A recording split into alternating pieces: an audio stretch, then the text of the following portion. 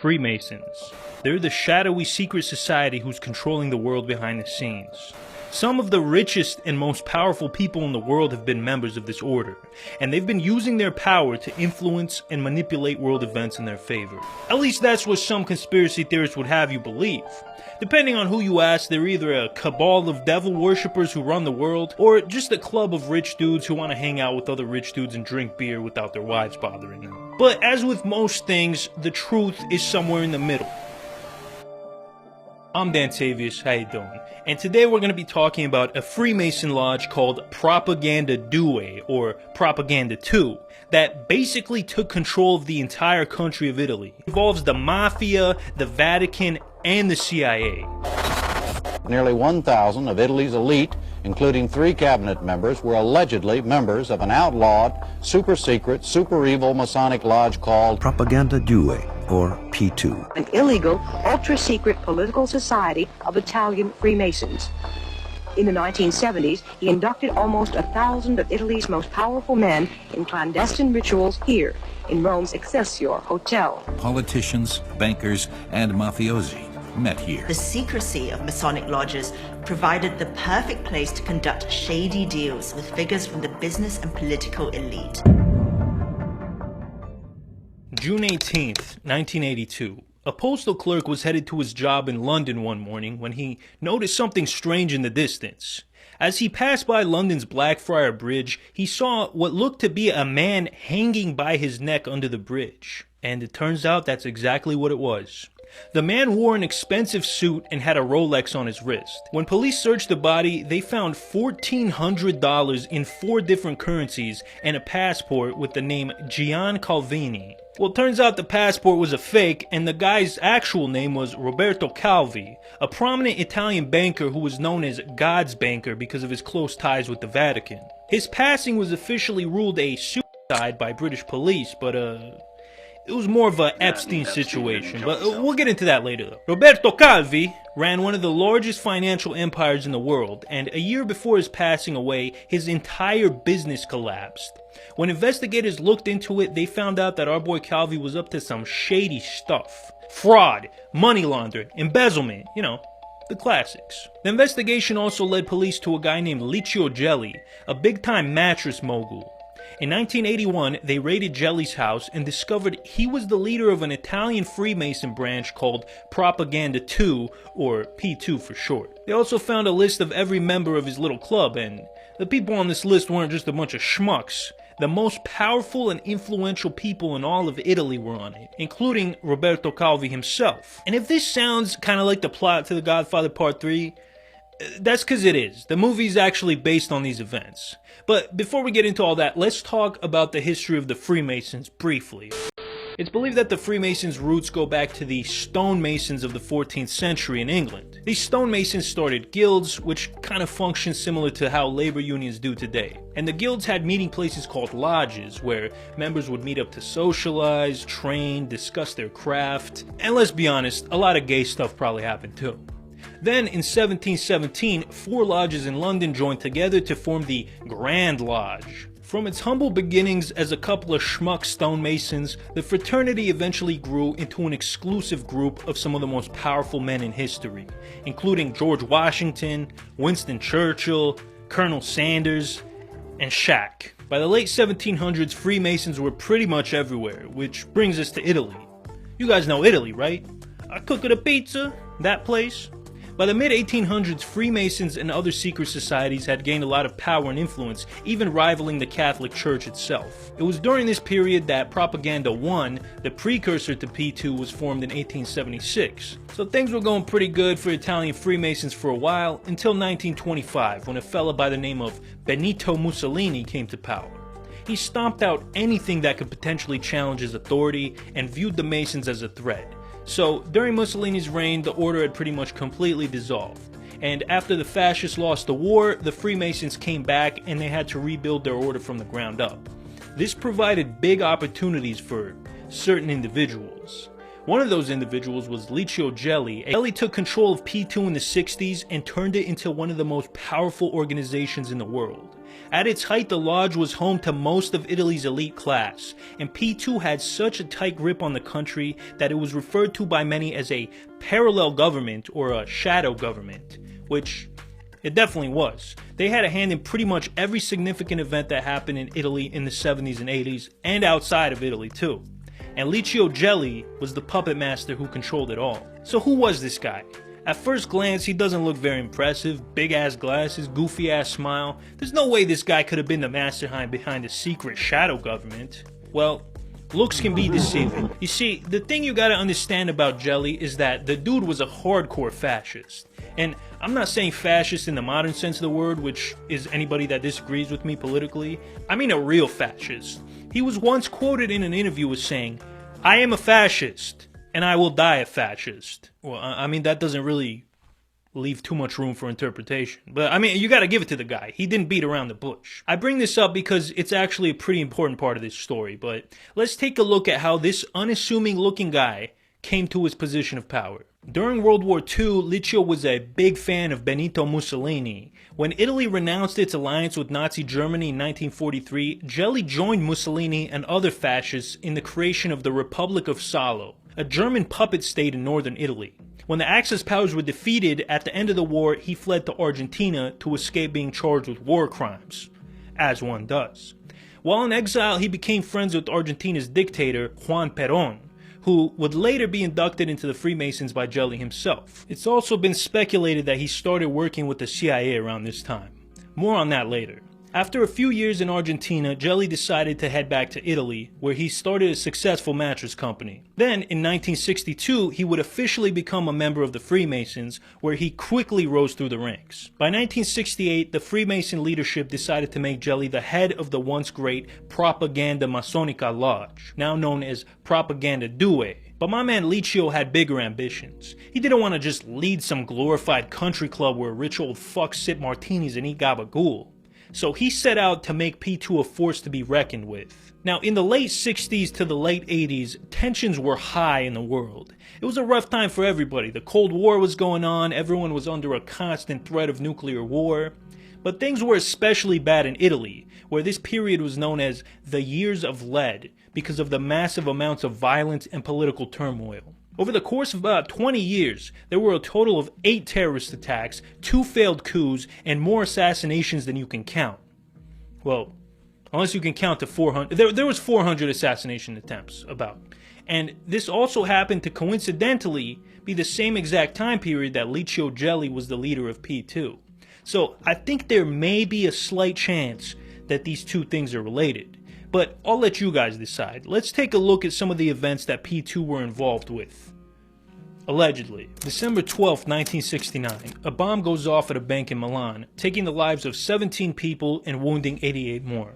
The attack was initially blamed on anarchists because, you know, why not?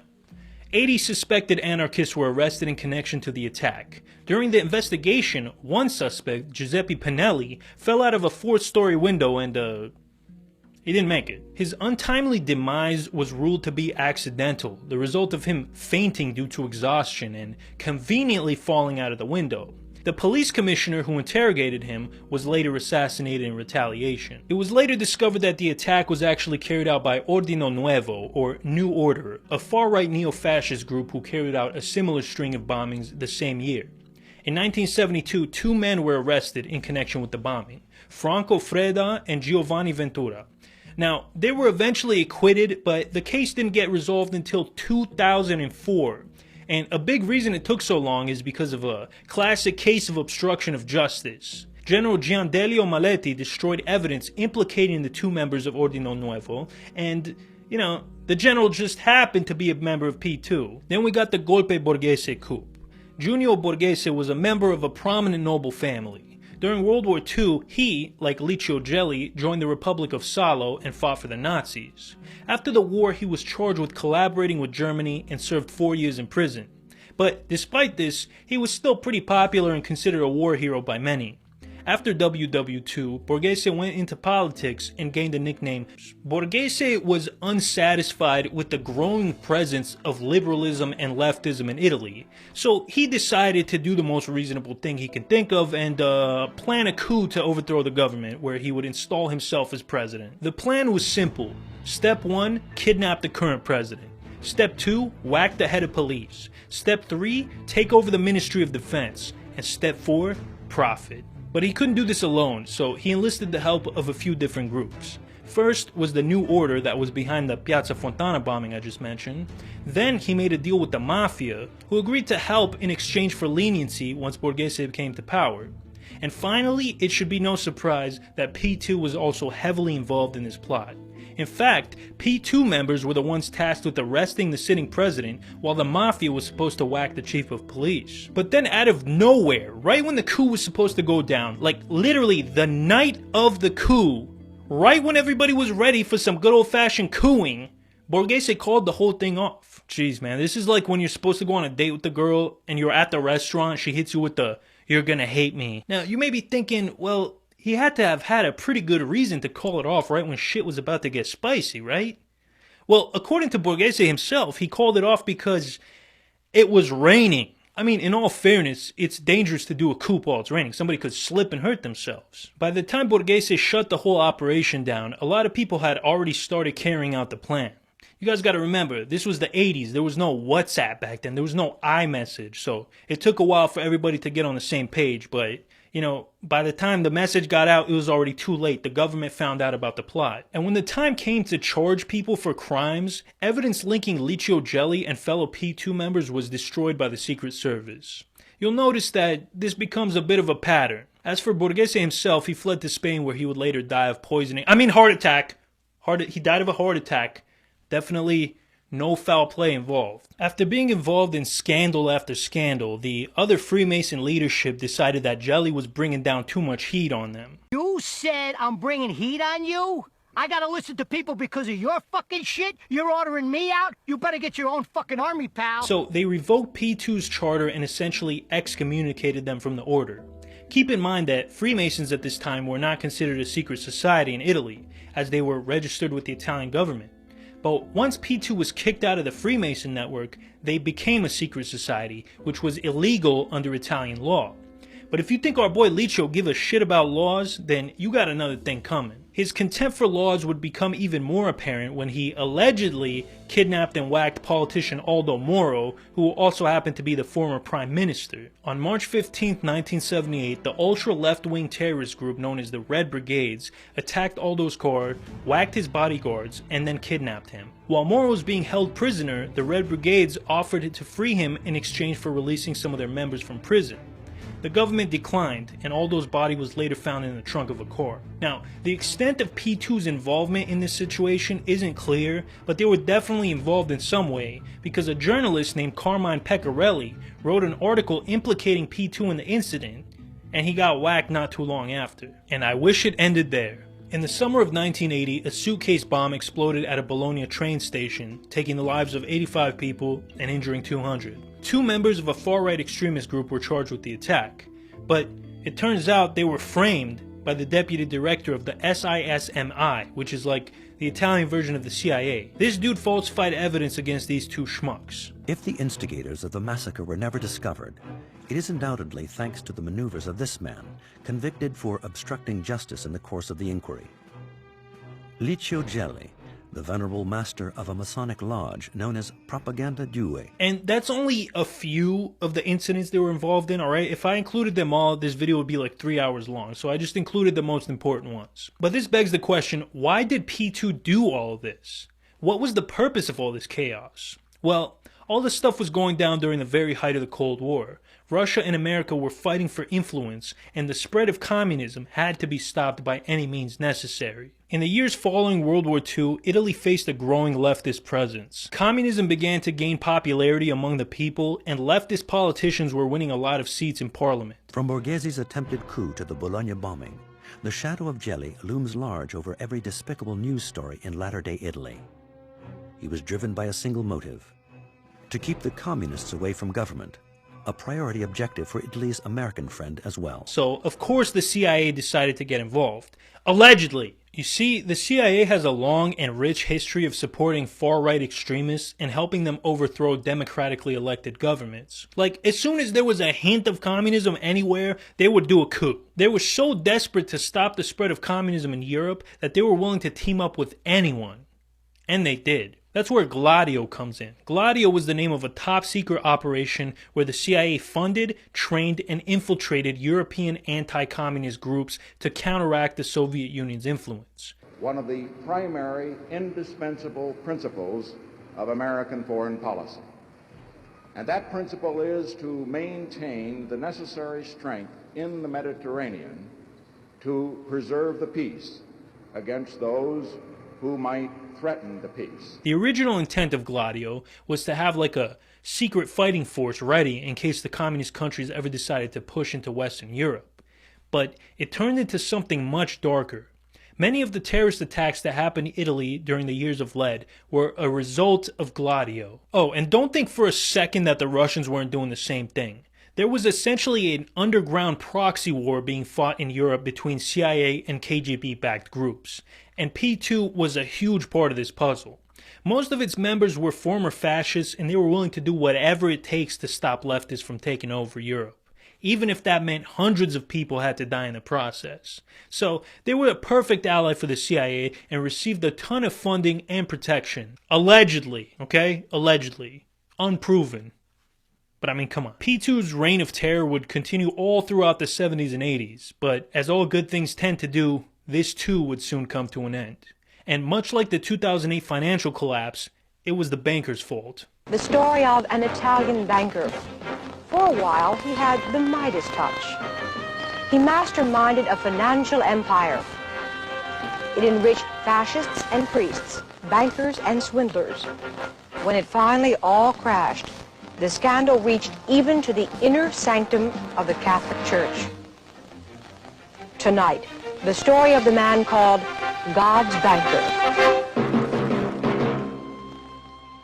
So for this next part, I sourced most of my information from the book God's Bankers by Gerald Posner, so if I quote anything, it's probably from that book. Banco Ambrosiano was founded in 1896 by Giuseppe Tovini, a devout Catholic who was sick of secular banks that fucked over their fellow man. So he set out to create a truly Christian bank that operated ethically, piously, and charitably, but it wouldn't stay that way for long. In 1947, Roberto Calvi started working at Banco Ambrosiano at the age of 26. He was a workaholic and quickly rose through the ranks, going from an entry-level clerk to the director of operations. But he was too ambitious for his own good. Despite having a good job with dental benefits and a 401k, Calvi wanted more.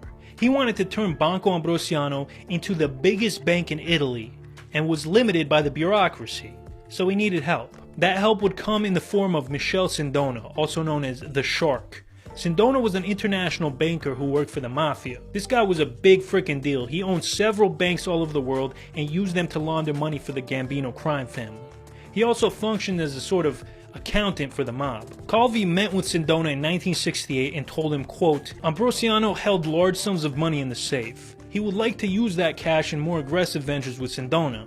The problem was, the bank's conservative board of directors was certain to reject it as too risky. After hearing this, Sindona started drooling and his eyes turned to dollar signs. After this meeting, Sindona would introduce Calvi to a few different people, one of them being Licio Gelli, who inducted Calvi into the Freemasons, and another was Paul Marcinkus, an archbishop from Chicago who was a close personal friend to the Pope. A little bit of a sidebar, but Marcinkus was a pretty interesting guy on his own. His nickname was the Gorilla because the dude was built more like a WWE wrestler than a priest, at 6'4", 250 pounds.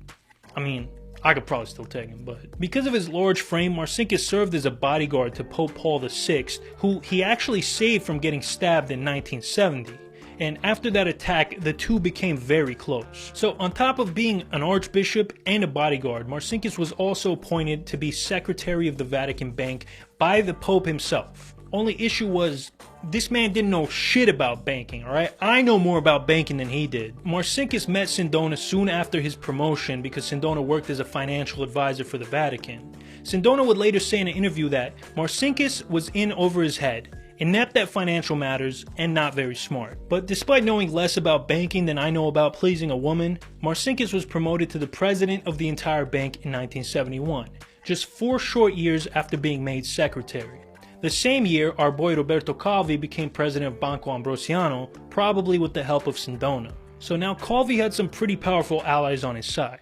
He had the backing of the Vatican, the Freemasons, and one of the biggest bankers of the world. And Calvi didn't waste any time in expanding his empire. He started opening up dozens of secret offshore banks in the Bahamas and creating shell companies in Europe. You know, typical scummy banker stuff.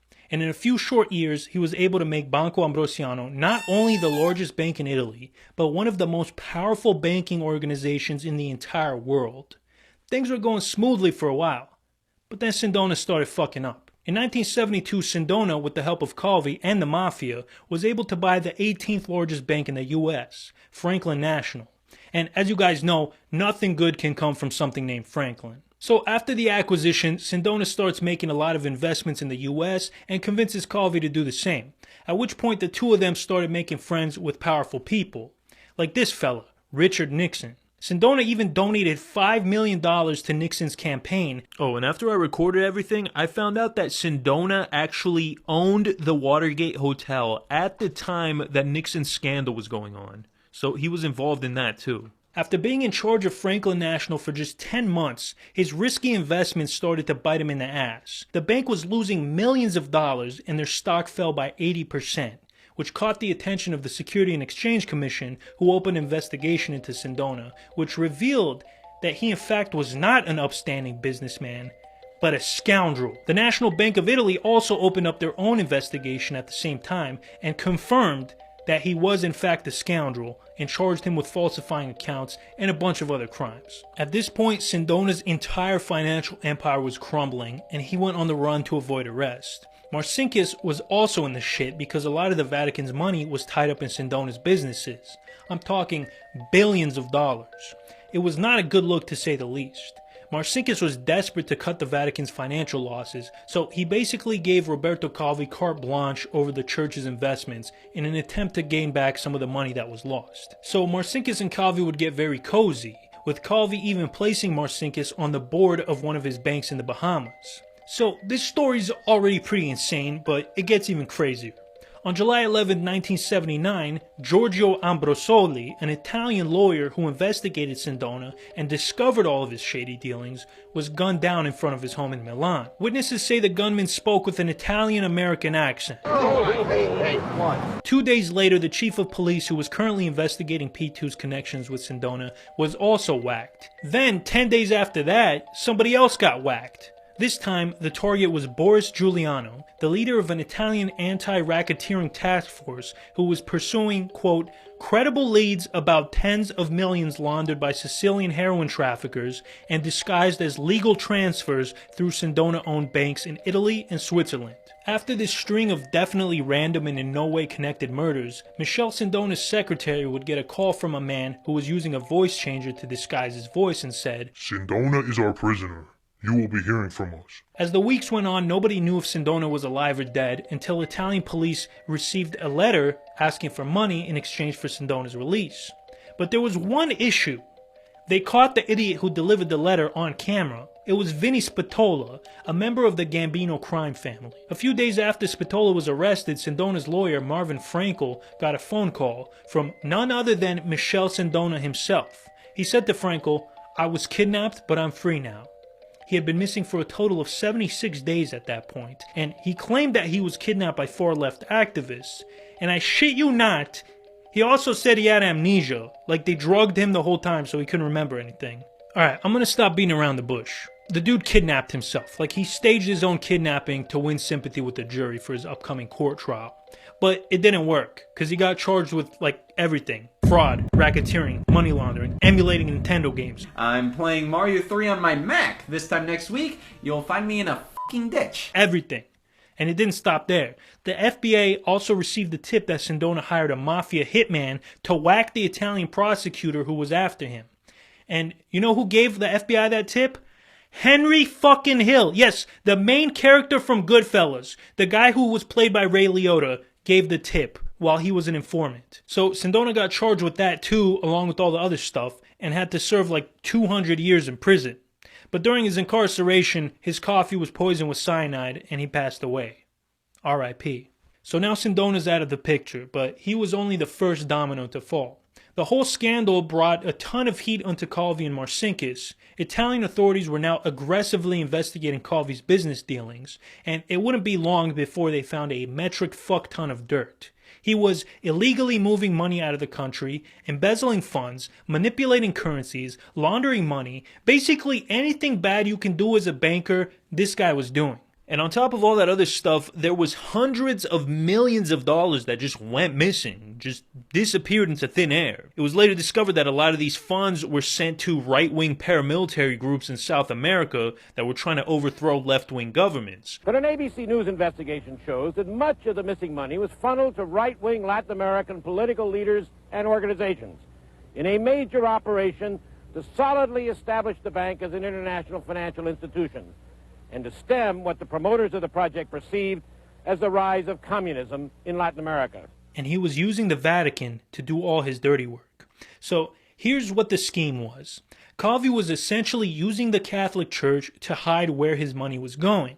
Since the Vatican wasn't under as much scrutiny as regular banks, they would use it to funnel money to shell companies in the Bahamas and Panama without anybody noticing. So for example, Calvi would deposit $10 million in the Vatican's bank. He would then use that money to buy stocks. He would transfer those stocks to his shell companies, after which they would increase in value.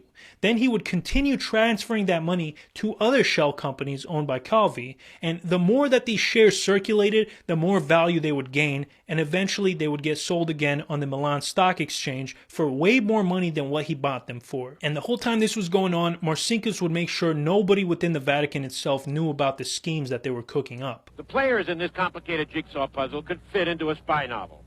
Calvi, president of Banco Ambrosiano, who became known as God's banker for his financial dealings with the Vatican. Archbishop Paul Marcinkus, the former Cicero, Illinois parish priest, who became the confidant of popes and the president of the Vatican Bank. Licio Gelli, the founder and Grand Master of the now outlawed right-wing Propaganda II, or P2 Masonic Lodge. His chief aide, Italian lawyer Umberto Ortolani. And Michele Sindona, the man who originally brought together the elements of this jigsaw puzzle and ironically provided the first evidence to ABC News of where the money went. Eventually, Calvi was charged with fraudulently moving $20 million out of the country and got sentenced to 4 years in prison. But before he got locked up, he used a disguise and a fake passport to flee to London. After about a week on the run, Calvi would be found under the Blackfriar Bridge in London, with a nylon rope around his neck and 12 pounds of bricks in his pockets. British investigators ruled that Calvi had hanged himself. Yeah, so did Epstein, huh? It was pretty clear that Calvi was whacked because he screwed up and he knew too much. He was a liability to not only P2, but also the Mafia and the Vatican, so he had to go. The fact that he was found under the Blackfriar Bridge was not random. The members of Propaganda II were also known as Blackfriars, so it was basically a show of force. It was their way of subtly saying, yeah, we did this. What are you gonna do about it, bitch? Kinda based, honestly. Now, Licio Gelli was actually on the run at the time of Calvi's passing. See, when Sindona got pinched, investigators were able to find a paper trail linking him to Gelli. So they searched his villa in Milan and hit the jackpot. The man was a certified hoarder and had thousands of incriminating documents, including evidence of bribing politicians, blackmail, extortion, and obstruction of justice. He even had a naked picture of Pope John Paul II in his safe. I'm not even kidding. But the most significant thing that was found during this raid was a list of every member of Propaganda II. Pretty much anyone who was anyone was a member of this club. Sindona and Calvi, of course, were in it, but also the 3 heads of Italian intelligence agencies, the owner of the biggest newspaper in Italy, mafia members, politicians, bankers, army generals, policemen, even... Do you guys understand how insane this is? Like, imagine if the CEOs of Chase and Wells Fargo were in a secret group with the heads of the CIA, FBI, and NSA, and the owner of the Wall Street Journal, with multiple politicians. He escaped to Switzerland, where he was arrested after trying to withdraw $50 million, and they put him in jail. But he escaped and fled to South America, where he would spend the next 5 years. Eventually, though, he got bored or something and gave himself up. While he was on the run, Italian authorities were building a case, and this man's file was thick. Prosecutors were going after him for the Bologna train bombing that I mentioned before, in addition to the whacking of Roberto Calvi, funding extremist groups, obstructing justice, and of course, bank fraud. But after all was said and done, the only thing they got him on was obstruction of justice related to the Bologna train attack, right? The Italian intelligence guy who falsified evidence was a member of P2 and did that at the request of Gelli to turn attention away from their organization. So he was sentenced to 5 years in prison. On top of that, he was also found guilty for financial crimes related to Banco Ambrosiano. Pretty much all the other charges were dropped and he received 18 years in prison. When Gelli heard that he wasn't going to get off scot-free, he ran away, again. This time he went to France, but police caught up to him pretty quickly. Even after all that, he had to serve, I think it was a total of 20-something years in prison, but spent the rest of his life on house arrest in his beautiful Italian villa. Like, they basically sentenced him to retirement. The dude was like 83 years old. Oh, and whatever happened to Paul Marcinkus, the head of the Vatican Bank? 3 independent bankers appointed by the Vatican judged that Marcinkus was a victim. He was conned. Since it's a sovereign state, he is out of reach of Italian investigators. The question of how much Marcinkus knew of Calvi's operation is central to the rest of our story. Certainly, even after being burned by Sindona 8 years ago, Marcinkus stayed in his job and kept on doing business with Calvi. Well, Italian authorities decided that the Vatican was out of their jurisdiction, so the Pope relocated him to Arizona, where he spent the rest of his life playing golf. But hey, at least he wasn't diddling kids. Gelli passed away in 2015, but one thing's for sure, this evil Keebler elf-looking mother sucker permanently changed history. Many of the people who were in power in Italy to this day were affiliated with P2. The longest-running prime minister in Italian history and current member of European Parliament was a member of P2. It just goes to show that a small man can cast a huge shadow. Also, researching this made me realize that